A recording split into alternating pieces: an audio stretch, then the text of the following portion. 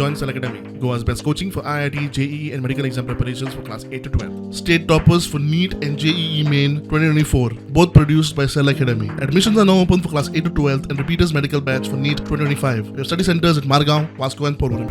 Today the High Court has passed an order and directed the contractor to file an affidavit giving the timeline, the nature of work for the purpose of diverting the traffic and what measures he will take. That has to be said on oath before the High Court. Direction is to file the affidavit by Thursday and the matter has been kept on Monday for further hearing. So the High Court has taken it serious and it is realized by the High Court that some of the works which the contractor had told the High Court that they will be completed, it appears that some of the works are not completed. Further, the issue of pollution has been also raised today about sprinkling, etc. So those issues will have to be answered by the contractor by filing an affidavit.